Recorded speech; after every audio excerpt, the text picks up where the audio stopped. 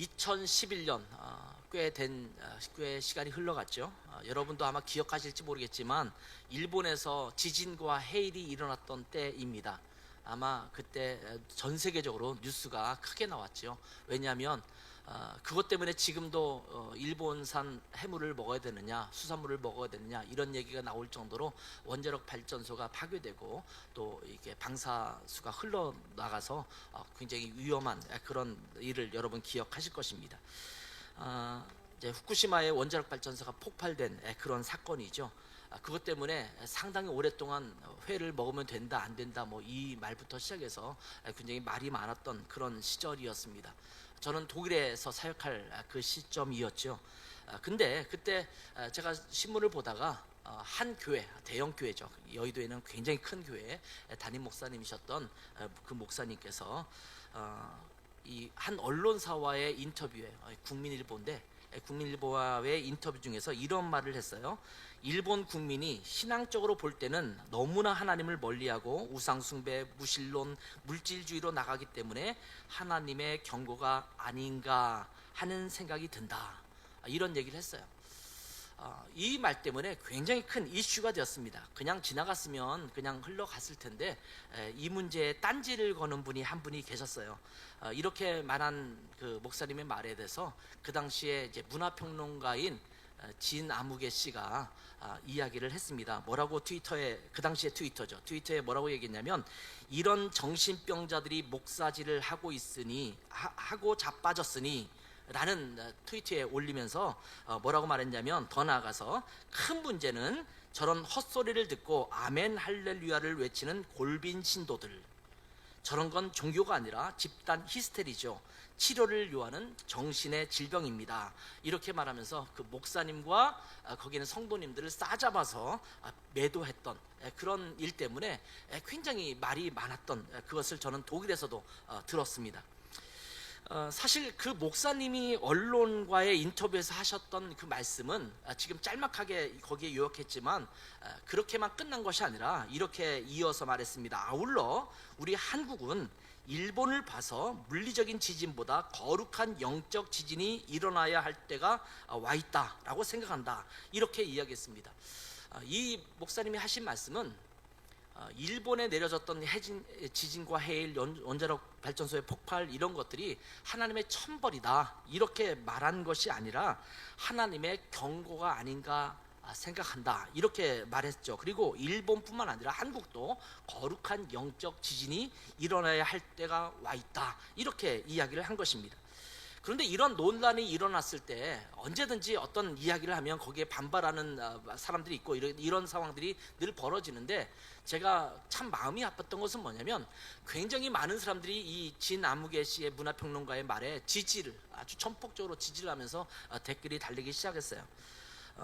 그러면서 뭐 사람들은 그럴 수 있다고 쳤는데 거기에 예수님을 믿는 사람들조차도 거기에 댓글들 하면서 그렇지, 그렇게 보면 안 되지, 그러면서 이제 목사님을 싸잡아서 또 그 교회를 싸잡아서 비난했던 그런 내용들이 있습니다. 그때 벌어진 내용들을 보면서 한편으로는 굉장히 씁쓸한 마음을 가졌던 기억이 납니다. 이분은 이 문화평론가 이분은 그 목사님의 발언에 대해서 정신병자, 목사질 뭐 이런 말을 하다가 그 당시에 며칠 지난 다음에 한 영화사의 대표가 이런 발표를 했어요. 내년에 19살 연하인 동성 연인과 결혼식을 한다 이런 발표를 했습니다. 그때 그분이 또 역시 트위터에 뭐라고 썼냐면, 저의 특친 아무개 대표가 결혼을 한답니다. 동선혼이라 법적으로 인정받으려면 아직 갈 길이 멀지만 두 분의 앞날에 행복이 있기를 바랍니다. 결혼 축하해요. 이런 메시지를 이제 연이어서 올렸습니다. 저는 이분이 한 영화 감독의 동성 결혼에 대해서 뭐 축하를 한 메시지를 올렸다라는 것에 대해서 저는 왈가왈부할 그 의미를 갖고 있지는 않습니다. 왜냐하면 기독교적 가치관을 가지고 뭔가를 판단하고 평가하는 것이 아니라는 것을 저는 알고 있기 때문입니다. 그분은 상당히 인본주의적이고 또 종교적인 부분을 이야기할 때도 언제나 합리성이라는 잣대를 가지고 이제 비평을 하려고 합니다. 그러다 보니까 종교에 대해서 비평을 하려고 할 때 보면 결국은 한계를 가질 수밖에 없습니다. 인본주의라는 잣대를 가지고 종교를 평가하려면 상당히 많은 부분에서 문제가 있거든요. 한계가 드러나거든요. 그런데 여러분, 종교는요 합리성만을 추구하지 않습니다. 어떤 때에는 인간의 이성으로 이해할 수 없는 부분이 있는 것이 종교 아니겠습니까? 그것이 없다면 사실은 종교라고 말할 수가 없어요. 우리 인간의 능력과 인간의 힘과 그 한계로 해결할 수 없는 굉장히 다양한 것들이 벌어지는 영역이 종교적인 영역이거든요. 이것을 부인하는 순간 그것은 하나의 철학이고 하나의 가르침에 불과하지 종교라고 말할 수가 없다라는 거죠. 그러니까 그 문화평론가가 종교를 종교라는 카테고리 안에서 이해하지 않으려고 하고 하나의 문화적 현상 또는 철학이나 가르침 정도의 카테고리로 제한시켜서 이해하려고 하니까 아까 말했던 그런 독설이 나오게 되는 것입니다. 그런데 아까도 말씀드렸다시피 이런 이슈가 벌어졌을 때 항상 어떤 이야기를 하냐면 많은 그리스도인들조차도 똑같은 카테고리 안에서 이해하려고 하는 경향이 있습니다. 요즘도 캄보디아 사태가 심각하죠. 그러다 보니까 어떤 문제가 있냐면 캄보디아로 단기 선교를 떠나는 교회들 또는 캄보디아로 선교사로 나가려고 하는 사람들, 이미 나가 있는 분들이야 뭐 또 그렇다 치는데 새롭게 나가는 사람에 대해서 굉장히 비난의 화살이 빗발치듯이 퍼부어지고 있는 것을 또 보게 됩니다. 이런 일들은 자주 발견해요.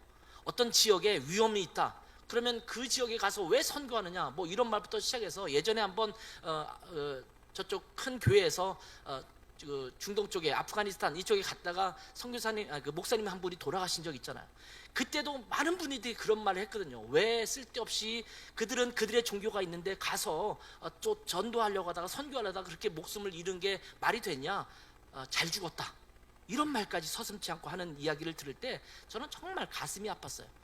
아까도 말씀드렸지만 일반적인 사람들은 이해할 수 없기 때문에 그걸 그렇게 말할 수 있는데 심지어 그리스도인들이라고 하는 사람들조차도 그 부분에 대해서 굉장히 비평의 화살을 쏘아 부으면서 잘못됐다라고 말할 때는 얼마나 마음이 아픈지 모릅니다. 저는 지금 어떤 한 목사님이 하신 말씀을 변호하기 위해서 지금 이런 말씀을 드리는 것이 아닙니다.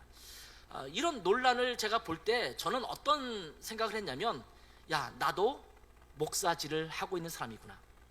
제가 그 당시에 제가 독일에서 목회할 때니까 독일에서 주보 칼럼에 나는 목사질을 하고 있다, 이렇게 칼럼을 쓴 적이 있습니다. 그들의 잣대로 보면 나는 지금 목사질을 하고 있는 거지. 마치 예수님을 처음 믿는 안디옥 성도들에게 예수쟁이라는 의미로 그리스도인이라는 이름을 붙였듯이 그들이 볼 때는 쟤들은 왜 저렇게 살아가지? 예수님이 했던, 예수라는 사람이 했던 그 삶을 그대로 따라가네? 그런 십자가에 우리가 못 박아 죽였잖아. 근데 왜 그 예수를 따라가는 거지? 저 예수쟁이들 이라고 말하는 것이 사실은 그리스도인이라는 표현이거든요. 그런 의미로 본다면 저는 이 시대에 목사질을 하고 있는 사람이다, 이런 생각을 하게 되었습니다. 그러면서 저는 이것을 목사질이라고 말한다면 저는 평생 목사질을 해야겠구나, 이런 생각을 했습니다. 요즘은 기독교가 기독교만의 독특한 진리, 독특한 메시지, 독특한 진리를 전하면 문매를 맞는 시대가 되었습니다. 우리가 생각하는 가치를 내걸면 사람들이 야, 그건 안 되지, 모난돌이 정을 맞는다고 너희들은 왜 이 시대에 그렇게 말을 해, 너희들만의 독특한 메시지 하지마, 우리랑 똑같이 평준화시켜서 우리가 이해할 만한 얘기만 해, 이렇게 말한단 말이죠. 그렇게 따지면 이 성경에 있는 말씀은 우리가 다 잘라버려야 돼요. 이해할 수 없는 말씀이 너무나 많거든요. 이거 다 잘라내면 세상에 우리가 선포할 그런 메시지가 없어지는 것입니다. 자연재해가 찾아왔을 때 성경에 보면 종종 그것을 하나님의 경고로 메시지를 전하는 경우가 많죠. 요즘 저희가 역대기를 묵상하고 있지 않습니까? 역대하를 묵상할 때도 계속 반복되는 메시지가 뭡니까? 그들의 왕이 잘하면 그 나라가 잘 됐어요. 근데 그들이 하나님을 거역하고 우상을 섬기면 어떤 일이 찾아옵니까? 아수르가 와서 침범하고 주변 나라들이 와서 어려움을 겪게 하고, 이러면서 역대기 기자는 이것은 하나님을 잘 따르지 못했기 때문에 나타나는 하나님의 징계다, 이런 말씀을 반복적으로 이야기해주고 있거든요. 일본만이 아니라 어느 나라든 어떠한 재앙이 찾아오게 되면 그리스도인들은 항상 뭘 생각하게 되냐면 하나님의 심판을 생각하게 됩니다. 그 전에 또 인도네시아라든지 이쪽 지역에서 엄청난 해일이 일지 않았습니까? 굉장히 많은 사람이 죽었습니다. 물론 그때도 섣불리 하나님의 심판이다, 우상을 섬기고 이슬람을 섬기고 불교를 섬기니까 저 나라에 저런 재앙이 왔다, 이렇게 말하는 사람도 있었습니다. 물론 저는 그건 굉장히 조심스러운 표현이라고 생각해요. 왜냐하면 그러면 그들보다 우리는 좀 낫냐? 아니거든요. 우리도 엄청난 우상들을 섬기고 살고 있거든요. 불교라든지 이슬람이라든지 그런 우상은 아니지만 물질이라는 우상, 권력이라는 우상, 그런 것들 추구하면서 우리의 욕심을 따라 살아가는 우리도 그들과 한낱 다를 게 없는 그런 삶을 살고 있지 않습니까? 근데 그것을 함부로 얘기할 수는 없어요. 그럼에도 불구하고 그런 이 세상에 여러 가지 자연재해라든지 그런 사건 사고들이 일어날 때마다 우리는 무엇을 생각하게 되냐면 그리스도인들은 하나님의 심판을 생각할 수밖에 없다라는 거예요. 이것은 분명한 그리스도인의 생각이라는 생각이 듭니다. 왜냐하면 성경에는 그런 내용들이 엄청나게 많이 기록되고 있기 때문입니다. 노아의 홍수 또는 소돔과 고모라, 이런 멸망당하는 그런 기록들을 보면 세상에 죄악이 가득 찬 세상을 심판하시는 하나님의 진노가 기록되어 있는 것을 보게 되기 때문입니다. 그런데 여러분, 성경을 읽다 보면 그런 하나님의 심판이 이방인들을 향해서만 일어나는 것이냐? 근데 성경을 자세히 읽다 보면 오히려 하나님을 믿는 백성인 이스라엘과 유다 백성들에게 이 하나님의 심판이 선포되는 경우가 더 많다라는 것을 발견합니다. 지금 아까 말했던 것처럼 인도네시아라든지 일본에서 벌어진 여러 가지 일들에 대해서 하나님의 심판이다 이렇게 말하는 것에 앞서서 그들이 하는 그 어떤 어려움을 겪으면서 우리 자신을 돌아봐야 한다는 것입니다. 하나님은 그들보다 더 관심 있는 사람들이 어떤 사람들이냐면 예수를 믿는 사람들입니다. 여러분, 세상과 타협하며 살아가는, 그리스도에서 온전한 모습을 보이지 않고 살아가는 이스라엘 백성들에게 진노하셔서 결국 이스라엘이 어떻게 했습니까? 멸망당했습니다. 이스라엘은 북왕국 이스라엘은 아수르에서 멸망당하고, 그리고 남왕국 유다는 바벨론에 의해서 멸망당하고 있습니다. 자, 현 시대에 지금 지진이 엄청나게 일어나고 있잖아요. 사건 사고가 많이 등장하고 있습니다. 발전소가 폭발되기도 하고, 전쟁이 일어나기도 하고, 산불이 일어나기도 하고, 가뭄과 또한 폭우가 일어나는 그런 일들이 계속해서 발생하고 있습니다. 이런 때에 우리 그리스도인들은 그것을 어떤 시각으로 바라봐야 할까요? 저는 우리는 하나님의 경고로 봐야 한다라고 저는 믿습니다. 그런데 세상은 뭐라고 말하냐면 우리를 향해서 그런 말을 하지 말라 이렇게 이야기하는 것입니다. 그런 메시지를 전하지 말라라고 이야기합니다. 종말의 때에 대해서 말하지 말라 이렇게 이야기합니다. 왜 불안감을 조성하냐 이렇게 이야기합니다. 니느웨를 향한 하나님의 심판의 메시지를 요나가 전할 때에 니느웨 사람들은 그 메시지를 듣고 회개했기 때문에 심판을 면할 수가 있었습니다. 그런데 요즘은 그러한 메시지를 전할 때 듣기 싫다고 귀를 막고 독서를 퍼부어 붓는 것입니다. 그러면서 기독교인들조차도 맞다, 그런 말은 너무 심하다, 그런 메시지는 전하지 않으면 좋겠다 이렇게 동조하는 것입니다. 아까 말했던 2011년 그 당시에는 목사님들조차도 이 목사님에 대한 비난의 화살을 많이 퍼부었던 것을 기억합니다. 그래서 아까도 말씀드렸지만 제가 그 목사님이 한 인터뷰 내용을 일부러 찾아서 다 읽어보았거든요. 근데 거기 보면 그 안타까운 마음도 그분이 표현했어요. 목사님이 그거 너무 안타깝다, 정말 그들을 향해서 애정과 사랑에 대한 마음도 거기에 표현했습니다. 그들에게 하나님의 위로가 있기를 원한다라는 말도 했습니다.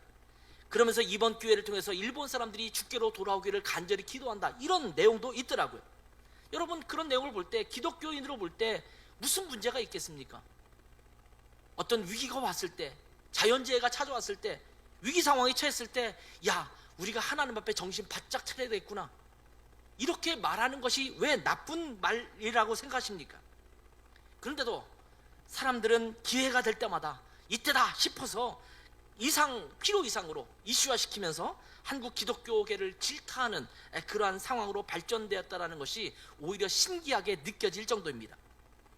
자, 이런 말씀을 드리면서 서론이 매우 길었지만 이런 상황들은 우리 그리스도인들이 이 시대를 살아가면서 수시로 맞닥뜨리는 상황입니다. 그러면서 저는 이 시대를 살아가는 우리 그리스도인들이 어떤 것을 추구하며 살아갈 것인가, 어떤 태도를 취할 것인가에 대해서 함께 살펴봐야 되겠다라는 마음을 갖게 되었습니다. 여러분, 오늘 말씀을 아까 함께 읽었습니다만 이 말씀들은 사실 눈물 나는 말씀이에요.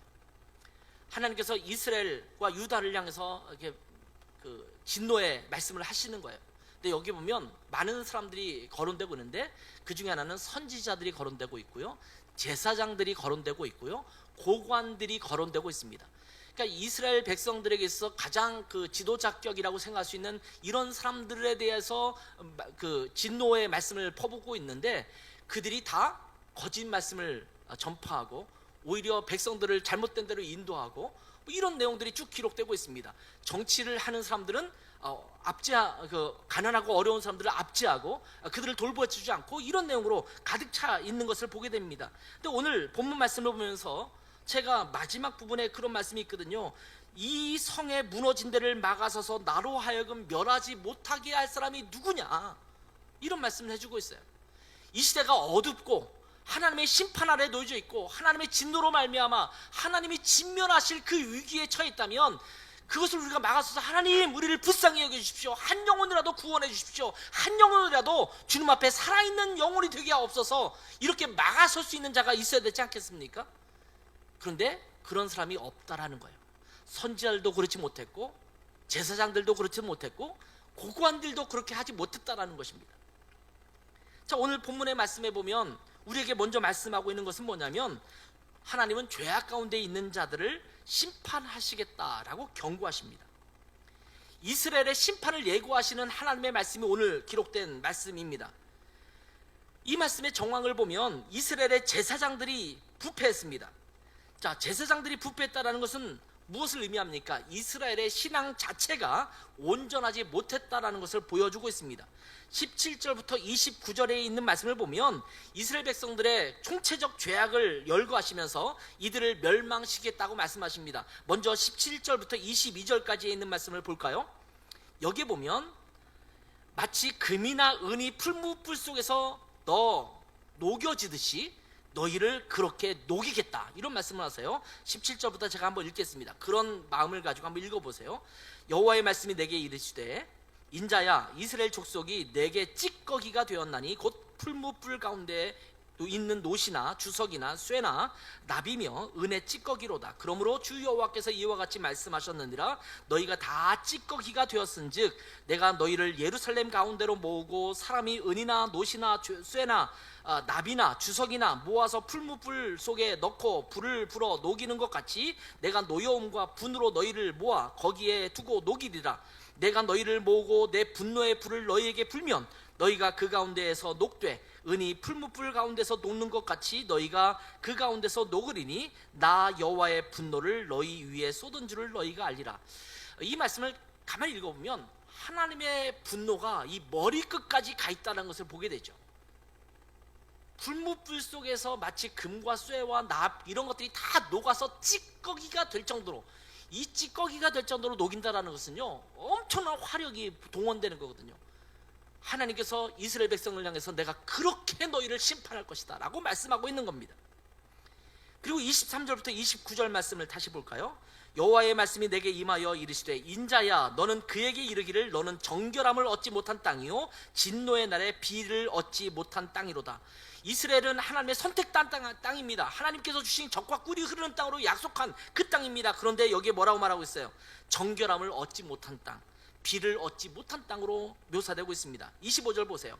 그 가운데에서 선지자들의 반역함이 우는 사자가 음식물을 움킨 같았도다. 그들이 사람의 영혼을 삼켰으며 재산과 보물을 탈취하며 과부를 그 가운데 많게 하였으며 그 제사장들은 내 율법을 범하였으며 나의 성물을 더럽혔으며 거룩함과 속된 것을 구별하지 아니하였으며 부정함과 정한 것을 사람이 구별하지 아니하였으며 그의 눈을 가리어 나의 안식일을 보지 아니하였으므로 내가 그들 가운데서 더럽힘을 받았느니라. 지금 제사장이 하지 말아야 될 것들이 제사장을 묘사하는 표현으로 쓰여지고 있는 것입니다. 어쩌면 이 시대에 먼저 심판받을 자들이 목사된 자들, 또 영적인 지도자들이 되지 않을까라는 생각이 들어요. 목사로서 보여야 될 품위, 목사로서 가져야 될 성품, 목사로서 가져야 될 마음들, 이런 것들이 다 없어져 버리고 욕심과 죄와 탐욕으로 물들어 있는 그런 모습으로 묘사된다면 하나님께서 뭐라고 말씀하세요? 너희를 내가 풀무불에 녹여 찌꺼기가 되듯이 그렇게 만들어 버리겠다고 말씀하고 있는 거예요. 27절 보면 고관들에 대한 얘기입니다. 고관들은 음식물을 삼키는 일이 같아서 불의한 이익을 얻으려고, 27절이에요. 피를 흘려 영혼을 멸하거늘, 28절. 그 선지자들이 그들을 위하여 회를 치라고 스스로 허탄한 이상을 보며 거짓 복수를 행하며 여호와가 말하지 아니하였어도 주 여호와께서 이같이 말씀하셨느니라 하였으며 이 땅 백성은 포악하고 강탈을 일삼고 가난하고 궁핍한 자를 압제하고 나그네를 부당하게 학대하였다. 여기 보면 고관들에 대한 얘기 나오죠.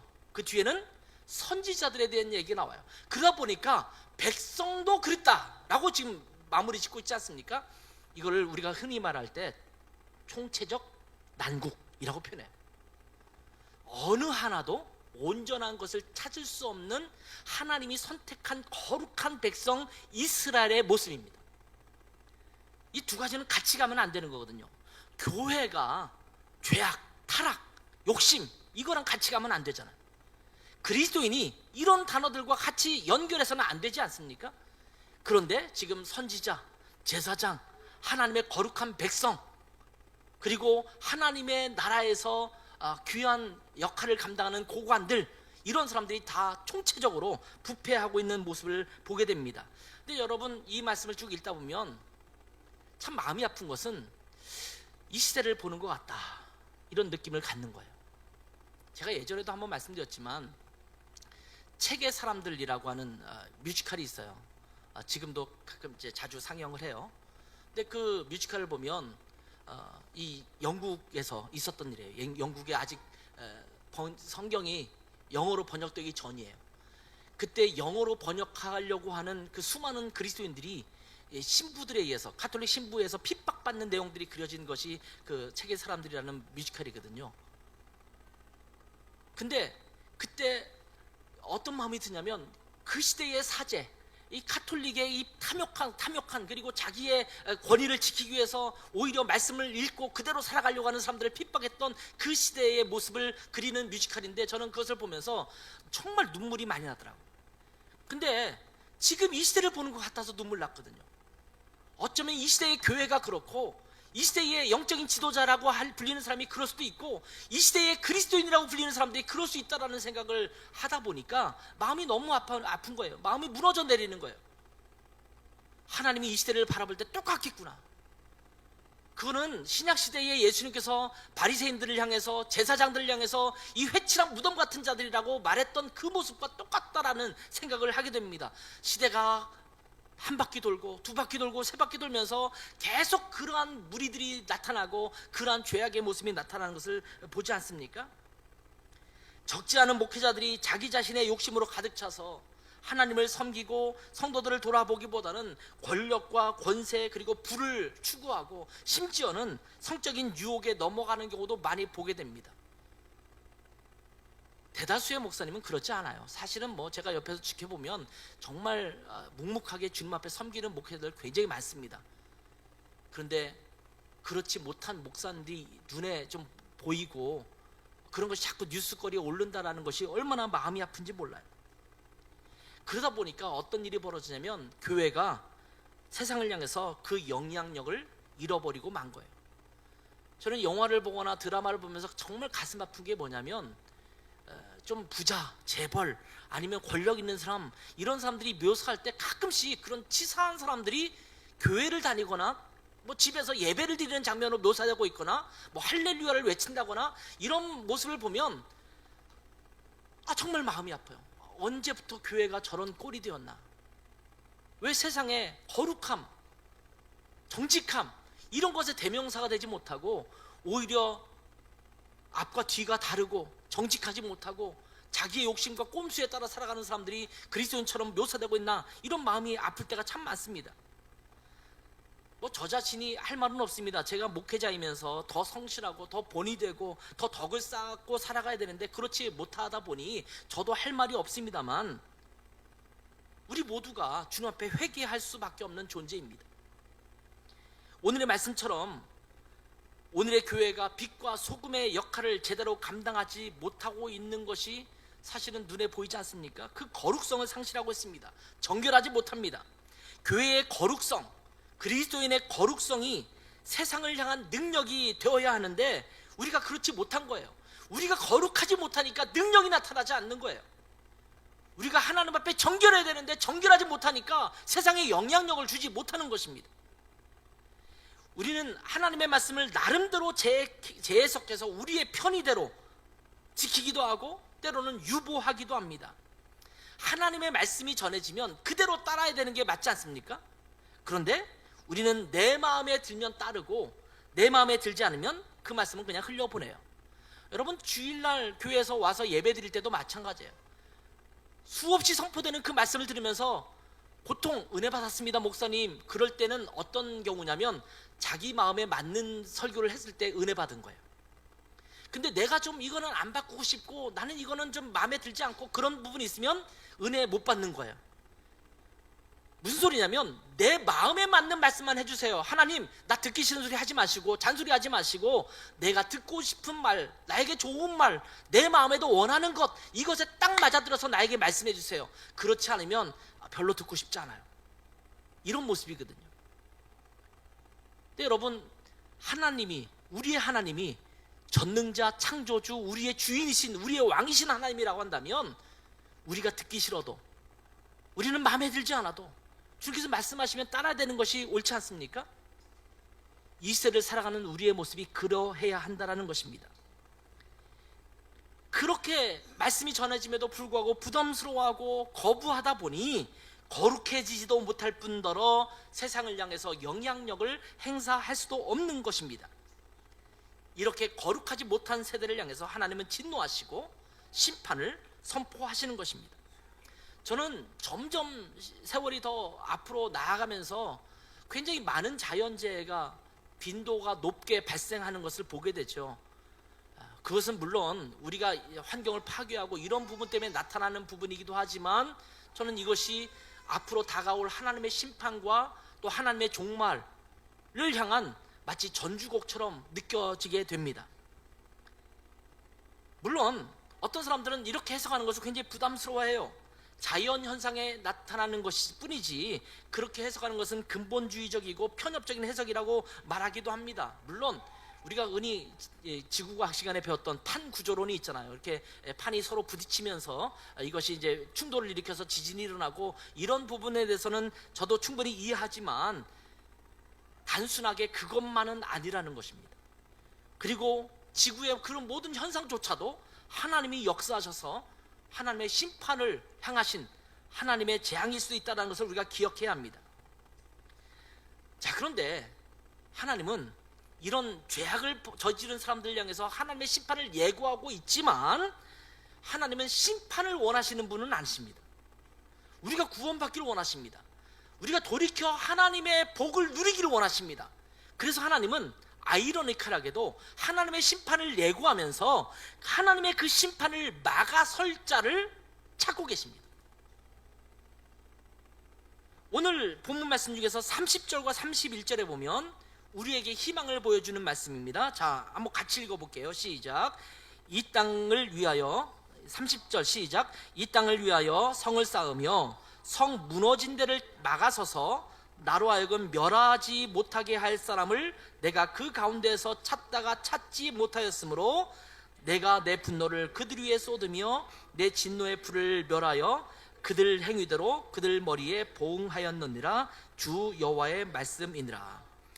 하나님이 부패한 이스라엘 백성들을 보면서 그들이 죄를 지었기 때문에 심판하실 수밖에 없어요. 거룩하신 또한 공의로우신 것이 하나님의 속성이잖아요. 그러니까 죄와 부패한 것과 하나님은 같이 갈 수가 없어요.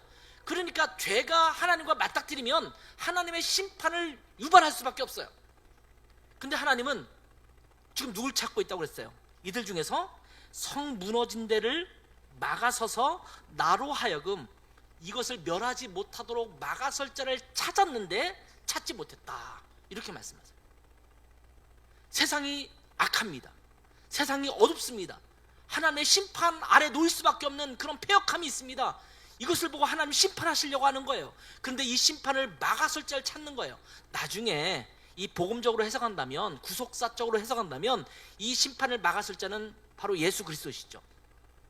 예수 그리스도가 그 십자가에서 하나님의 심판을 막아서셨어요. 그래서 우리는 그 예수 그리스도 때문에 하나님의 심판을 통과시키고 하나님의 심판에서 면하게 되는 그런 존재가 된 거예요. 그런데 지금 너희 중에 죄악이 관영하고 부패가 관영해서 하나님의 심판을 내리려고 싶은데 나는 너희를 멸하고 싶지 않아. 누군가 이것을 막아서서 이것을 거룩하게 만들 사람을 나는 찾고 싶어. 그런데 그런 사람이 없네? 지금 그렇게 말씀하시는 거예요. 이 세상에 죄악이 관영한데 이것을 막아설 교회들을 난 찾고 싶어. 그것을 막아서 그리스도인들을 찾고 싶어. 그런데 아무리 찾아봐도 없네. 그런 교회가 왜 없는 거야? 왜 그런 그리스도인이 없는 거야? 이렇게 지금 말씀하시는 거거든요.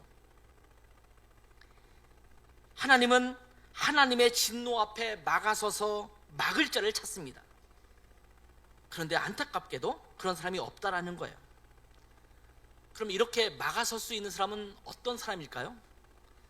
저는 이제 두 가지만 말을 하겠습니다. 하나는 거룩한 자여야 합니다. 내가 하나님의 심판을 당할 자라고 한다면 어떻게 막아설 수 있겠어요? 나부터 심판을 받을 텐데, 나부터 먼저 녹이고 지나갈 텐데. 물론 이 거룩한 자라는 말은요, 완벽하게 의로운 자를 말하는 것이 아닙니다. 하나님 앞에 서서 완벽하게 의로우신 사람은 아무도 없습니다. 의인은 없나니 하나도 없다라고 말씀하고 있지 않습니까? 그렇지만 하나님 말씀대로 살려고 몸부림치면서 하나님을 사모하는 자, 죄를 지을 때마다 하나님 앞에 회개로 나오는 자, 하나님은 이러한 자들을 거룩하다 여기십니다. 우리 그리스도인들은 아까도 말씀드렸다시피 예수 그리스도로 인하여 의롭게 된 자들입니다. 그런데 이 땅을 살아가면서 우리 그리스도인들도 이 의를 더럽혀져가고 있다는 것을 기억해야 합니다. 자꾸 세상에 때를 입히는 거예요. 물론 우리가 세상에 때를 입힌다고 해서 우리가 구원에서 상실되거나 구원에서 잃어버려지지는 않습니다. 하나님은 우리를 구원하시고 그 영원하게 우리를 생명으로 옮기신 분이십니다. 은혜의 새로운 옷으로 우리를 입히셔서 우리를 영원한 의로 삼으셨습니다. 그래서 새로운 옷은 더 이상 필요 없습니다. 그런데 예수님께서 마지막 만찬을 하시면서 제자들의 발을 씻겨주시잖아요. 근데 베드로가 막 거부했어요. 나 발을 안 내가 어떻게 선생님이 내 발을 씻는 것을 내가 이렇게 그냥 놔두고 있겠습니까? 그럴 수 없습니다. 이렇게 말했잖아요. 그때 예수님께서 내가 너의 발을 씻지 않으면 아무런 상관이 없다라고 말씀했을 때 이 또 열정적인 베드로는 뭐라고 말합니까? 목욕시켜주세요. 하여튼 너무 선을 넘어 이 베드로는 목욕시켜주세요 이러잖아요. 그때 예수님께서 하신 말씀이 있어요. 이미 목욕한 자는 목욕이 필요 없고 발을 깨끗하게 씻으면 된다라고 말씀하셨잖아요. 이미 목욕한 자는 예수 그리스도로 말미암아 구원받은 자예요. 그런데도 불구하고 계속 우리는 이 세상을 살다 보니까 세상의 때를 자꾸 입혀요. 그때는 어떻게 돼요? 씻어야죠. 집에 들어오면 손 닦고 발 닦고. 저는 집에 들어가면 코로나 이후에 늘 습관처럼 하는 게 뭐냐면 비누칠해서 손을 깨끗이 닦는 거예요. 습관처럼 무조건 오면 제일 먼저 하는 것이 손 닦는 거예요. 우리의 구원은 잃어버리지 않습니다. 그러나 계속 세상의 때를 입히고 살기 때문에 자꾸 주님 앞에 에어클리너처럼 주님 앞에 갖고 나와서 죄를 고백해야 합니다. 이 죄에 대해서 애통하는 자, 계속적으로 자백하며 주님 앞에 나아가는 자, 하나님은 그러한 자들을 거룩하다 여기시는 것입니다. 두 번째는 이렇게 주님으로 말미암아 거룩해진 자들이 하나님께 기도로 나아가는 것입니다. 중보 기도자가 필요하다라는 겁니다. 세상을 향하여 하나님 용서해 주십시오라고 기도할 수 있는 자가 필요하다라는 말씀입니다. 하나님께 이 패역한 세대를 바라며 부르짖는 자들이 필요하다라는 것입니다. 요즘 벌어지는 자연재해라든지 상황을 보면서 하나님 앞에 부르짖는 자들이 되어야 될 줄 믿습니다. 창세기 18장에 보면 하나님께서 소돔과 고모라의 땅이 너무나 죄악이 관영하니까 이 땅을 없애버리려고 하시지 않습니까? 근데 이렇게 사자들이 그 땅을 멸하려고 할 때 아브라함이 이것을 발견하고, 여러분 아브라함이 했던 유명한 중보기도가 있지 않습니까? 하나님 그 땅을 멸하시려고요? 근데 자기의 조카가 있어요. 롯이 있단 말이에요. 롯의 가족이 있단 말이에요.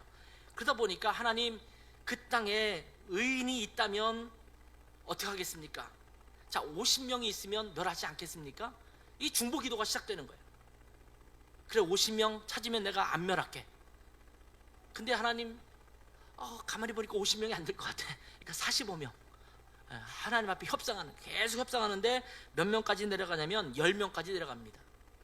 저의 그냥 개인적인 아쉬움은 한두 명까지 내려갔으면 얼마나 좋았을까. 하나님, 그 땅에 한 명의 의인이라도 있으면 멸하시지 않겠습니까? 그러면 어쩌면 하나님께서 그래, 한 명을 위해서라도, 라이언 일병 구하듯이 한 명을 위해서라도 이렇게 말씀하셨을 수도 있지 않겠는가. 이건 저의 뇌피셜입니다만 그럴 수도 있다는 생각이 들어요. 근데 누군가 그러더라고요. 아브라함은 하나님의 자존심을 지켜주는 기도였다. 하나님이 심판하려고 하는데 끝까지 그렇게 가면 하나님이 심판하려고 하는 계획을 지켜주기 위해서 이렇게 했다라는 말씀을 하시는 분도 있었는데, 이런 중보 기도가 필요하다는 거예요. 하나님, 이 땅에 하나님을 신실하게 따르는 교회들이 있다면 하나님이 이 심판을 좀 멈춰주시겠습니까? 이 땅에 한 영혼이라도 죽게 나오는 자들이 있다면 주님, 그 심판을 좀 멈춰주시겠습니까? 하나님, 긍휼히 여겨주십시오. 불쌍히 여겨주십시오. 저는 기도하면서 굉장히 많이 하는 그 단어 중에 하나가 뭐냐면 불쌍히 여기심과 긍휼히 여기심이에요. 우리가 하나님 앞에 불쌍히 여김 받지 않고 긍휼히 여김 받지 않으면 하나님 앞에 설 수 없는 자들이더라고요. 그래서 누가 아프다 그러면 하나님, 그를 불쌍히 여기시고 긍휼히 여겨주십시오. 누가 문제가 있다면 하나님, 그를 긍휼히 여기시고 불쌍히 여기십시오. 우리가 잘나서 하나님 용서해 주시고, 잘나서 문제를 해결해 주시고, 잘나서 우리의 병을 좀 고쳐주십시오, 이렇게 말할 수 있는 존재가 아니다라는 생각을 하다 보니까, 주님, 선하시고 인자하신 하나님, 그것이 크신 하나님, 주님께서 우리를 긍휼히 여기시고 불쌍히 여겨주십시오. 그를 불쌍히 여기십시오. 하나님, 이 세상을 긍휼히 여겨주십시오. 지금 오늘 선교사님이 오셨지만 그 땅을 주님 불쌍히 여겨주십시오.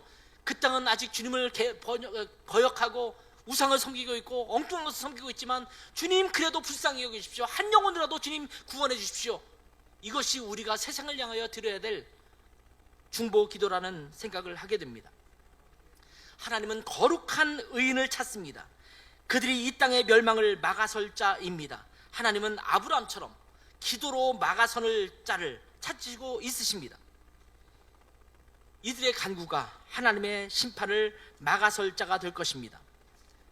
이 시대에 누가 하나님의 진노를 막아설 자가 되겠습니까?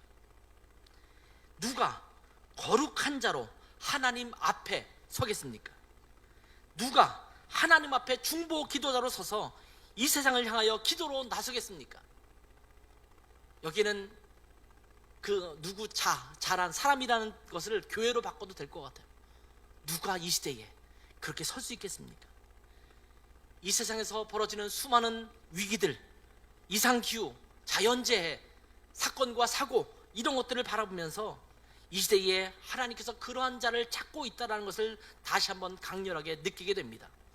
우리 라하 고향이, 또 우리 교회에 속해 있는 모든 성도들이 우리 삶의 현장에서 하나님 앞에 막아서서 막을 자가 되는 그런 자로 이 세상을 향한 하나님의 진노를 좀 늦추고 한 영혼이라도 주께로 돌아오게 하는 귀한 사명을 감당하는 우리 모두가 되기를 주님의 이름으로 축원합니다.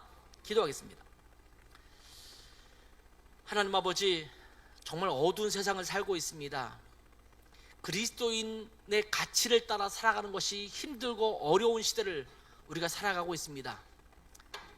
그럴 때에 세상을 향해서 그 흐름에 따라 그렇게 살아가는 자들이 아니라 거기에 맞서서 하나님의 거룩함으로 무장하고 하나님 앞에 중보 기도자로 서서 세상을 향하신 하나님의 심판을 좀 더 유보하고 한 영혼이라도 주께로 돌아오며 이 세상이 어두운 부분에 그리스도의 빛을 비칠 수 있는 그런 우리 라하 고향이 되게 도와주시고 우리 성도들 될 수 있도록 은혜 주시며, 하나님, 그렇기 때문에 우리가 속한 가정이, 우리가 속한 직장이, 일터가 우리로 말미암아 그리스도의 빛이 드러나고 하나님의 심판을 좀 막아설 수 있게 하는 그런 자로 쓰임받도록 주님 축복하여 주시옵소서.